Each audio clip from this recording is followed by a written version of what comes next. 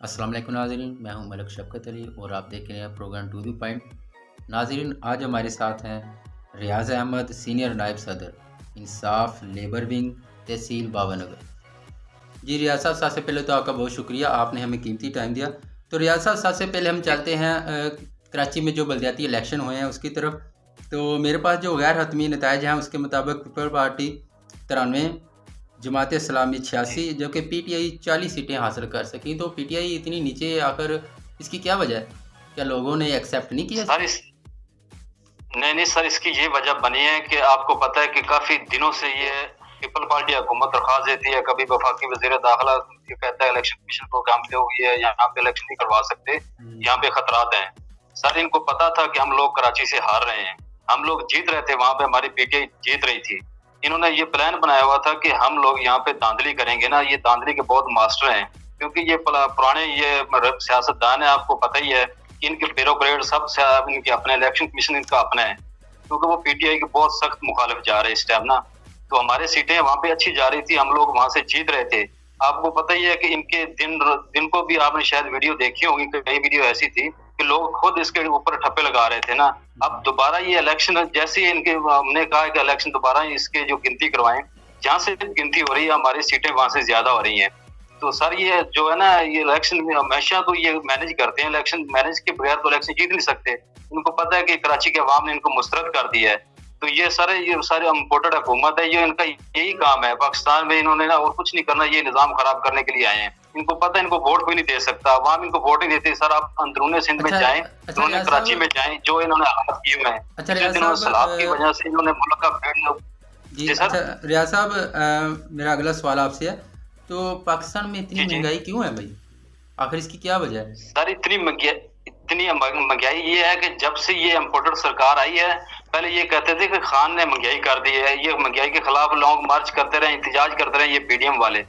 PDM वालों को ये नहीं पता कि जब खान की हुकूमत आई, खान की हुकूमत में ऊपर से कोरोना आ गया, 2 साल वहां पे कोरोना रहा है पाकिस्तान में, पूरी दुनिया में कोरोना था, जरूरी नहीं कि पाकिस्तान में कोरोना था। कोरोना के दिनों में खान ने मैशत चलाई है, इंडस्ट्री चलाई है, लोगों को रोजगार मिला है, बेरोजगार लोग नहीं किया उन्होंने। उसके बावजूद पेट्रोल डीजल में सब्सिडी दी है, लोगों को सास प्रोग्राम दिया है, सेहत कार्ड दिया है, इतने मामला चला रहा है खान। तो ये महंगाई के खिलाफ एहतजाज कर रहे थे कि हम महंगाई के खिलाफ आ रहे हैं। जब से इम्पोर्टेड सरकार है, इसने मुल्क का बेड़ा गर्क कर दिया है। लेकिन रियाज साहब, अपना खान साहब ने वादा किया था कि हम नौकरियां देंगे, तो नौकरियों वाला था उनका वादा मेरे ख्याल में तो पूरा नहीं हुआ। नहीं सर, खान साहब ने जो वादा किया था नौकरियों वाला, सबसे पहले ये था कि इन्होंने जो जितनी इंडस्ट्री बंद थी, खान साहब ने इंडस्ट्री वो चलाई है। लोगों को उस टाइम नौकरियां लोग करने के लिए पाकिस्तान में आ रहे थे कि पाकिस्तान में मजदूर नहीं मिल रहा था, खान नौकरी भी दे रहा था, घर भी लोग, खान ने वादा किया था घर भी बना रहा था, तो लोगों को रोजगार दे रहा था। अब जब से ये आए, इन्होंने मुल्क की मैशत बिल्कुल खत्म कर दी है, इन्होंने मुल्क का बेड़ा गर्क कर दिया है इम्पोर्टेड सरकार को। अब जो आने वाली महंगाई है, ये वो देखें कि जो इससे बाद आईएमएफ के साथ इनके साथ मुआहदा है, वो कह रहे हैं कि हम लोग इसीलिए आपको कर्जा नहीं दे रहे कि आप महंगाई नहीं, इसके ऊपर जो आप टैक्स नहीं लगा रहे। जैसे ये टैक्स लाएंगे महंगाई तो इससे ज्यादा होगी। तो ये खान के ऊपर तो खाली तनकीद करते हैं, नहीं तनकीद के अलावा तो और कुछ नहीं है। ना खान चोर है, ना खान करप्ट है, कुछ भी नहीं है। इन्होंने अपने सारा टाइम जाया कर दिए, 6 माह जाया किए हैं ताकि खान के ऊपर को करप्शन केस बना लें। एक गाड़ी का केस निकला था वो भी नहीं है, खान ने वो भी सब कुछ पे किया हुआ है। जब से लाहौर हाई कोर्ट ने इनको कहा है कि आप तोशा खाना के केस लाया के हैं 1947 से, अब वो कहते हैं ये सीक्रेट है, ये तो बाहर के ममालिक हमारे नाराज हो जाएंगे। ये सब तरफ टोला है, इसके पास और कुछ भी नहीं है, बस ये खत्म करने वाली है। रियाज साहब, इमरान खान साहब ने जो फैसला किया असेंबलियों से बाहर निकलने का, तो इसको आप क्या किस जगह पे देख रहे हैं? क्या ये ठीक है आने वाले वक्त में? ये सर खान साहब ने जो फैसला किया था असेंबलियों में से निकलने का ना, उस टाइम वो फैसला बिल्कुल ठीक किया था। खान साहब को ये नहीं इल्म था कि इसके खिलाफ पूरी स्टेट है, पूरी मशीनरी खान साहब के खिलाफ है। हाँ, वो दूसरे लीडर बना दिया राजा रियाज को, जिसको बिल्कुल ही नहीं पता ना कि असेंबली क्या चीज है। अब जो खान साहब ने जैसे ही असेंबली केपी और पंजाब डिसॉल्व किए, तो वो कहते हैं हम लोग असेंबली में जा रहे हैं, अपना अपोजिशन लीडर ला रहे हैं, तो फौरन उन्होंने इस्तीफे मंजूर कर लिए। ये सर रजीम चेंज का ये मुकम्मल हिस्सा है। ये अब यहाँ पे हमें महसूस हो रहा है कि ये हमारे साथ जो है ना, ये अच्छा नहीं कर रहे, ताकि हम लोग असेंबली में जा रहे हैं अपना अपोजिशन लीडर बनाने के लिए, फिर वो राजा रियाज जैसे लोगों को ऊपर बैठा दिया उनके साथ, ये कल को निगरान वज़ीर-ए-आज़म बनाते हैं, निगरान सेटअप बनाते हैं तो ये हमारे खिलाफ है, सारा ये पूरी स्टेट हमारे खिलाफ है। अच्छा रियाज साहब, नवाज शरीफ साहब वापस आएंगे? सर नवाज शरीफ वापस नहीं आएंगे। वो कैसे वापस आएंगे? वो बरतानिया से वापस आएंगे जब वो अशरफ शरीफ के केस से निकलेंगे। तो वो पाकिस्तान में आते तो गिरफ्तारी देनी पड़ती है, गिरफ्तार तो वो हो नहीं सकता, उसको मौत नजर आती है। वो कहता है मैं पाकिस्तान में कैसे जाऊं? अभी मरियम को कहता है आप जाएं, पहले वहां पे चेक करें, माहौल चेक करें, अगर माहौल बनता है तो मैं आता हूँ। ठीक है, पाकिस्तान में हम उनको वेलकम करते हैं, वेलकम करेंगे, उसको अडियाला भेजेंगे। ये नहीं कहीं उसको वजीर आजम ऑफिस में बिठाएंगे या जाती मुरा में बिठाएंगे, आए उसको वेलकम करते हैं। ठीक हो गया।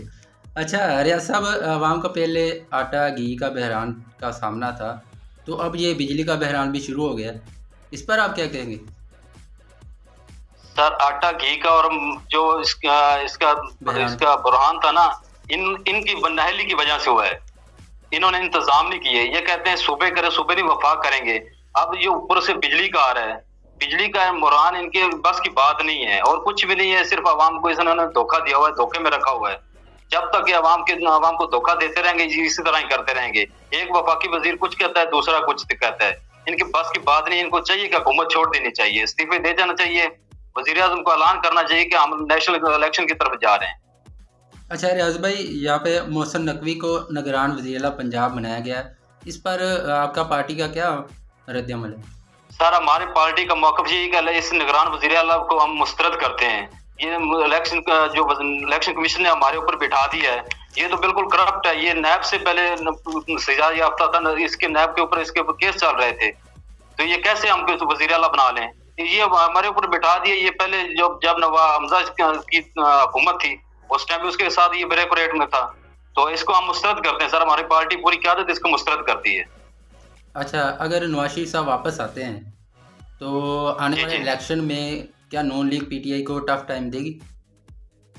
सर नहीं दे सकती इंशाल्लाह। नून लीग के पास क्या है? कुछ भी नहीं है।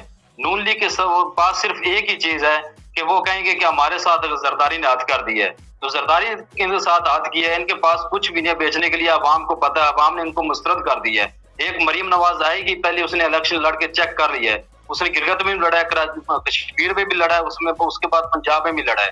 हर जगह से वो आ रहे हैं। तो अब इंशाल्लाह आए, हम लोग उसको वेलकम करेंगे। मैदान में आए, मैदान लगाएं हमारे साथ, हम मैदान में उनको इंशाल्लाह हराएंगे।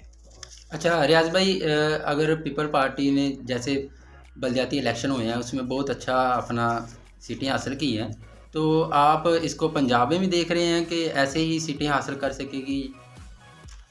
सर जिस तरह इन्होंने हमारे साथ कराची में किया है, इसी तरह अगर ये करते हैं तो पंजाब में फिर इस तरह ही होगा ना, जिस तरह का निगरान वज़ीर-ए-आला है। निगरान पूरा सेटअप इनका होगा, ब्यूरोक्रेट इनकी होगी, सब स्टेट इनकी होगी, तो हमारे साथ इस तरह होगा ना। हमें तो खदशा है इस चीज का, इसलिए हम लोग एहतजाज कर रहे हैं, इलेक्शन कमीशन के खिलाफ कर रहे हैं, वज़ीर-ए-आला के खिलाफ इसलिए एहतजाज कर रहे हैं कि हम इसको मुस्तरद कर चुके हैं। हम इसके खिलाफ सुप्रीम कोर्ट में भी जाएंगे कि इसके हमें मंजूर नहीं है ये वज़ीर-ए-आला। जी रियाज साहब, बहुत शुक्रिया आपका, आपने हमें कीमती टाइम दिया। तो नाज़रीन, ये था हमारा आज का प्रोग्राम। उम्मीद है आपको पसंद आया होगा। तो नेक्स्ट प्रोग्राम में हम दोबारा हाज़िर होंगे। तब तक के लिए हमें इजाज़त दीजिए। पाकिस्तान जिंदाबाद।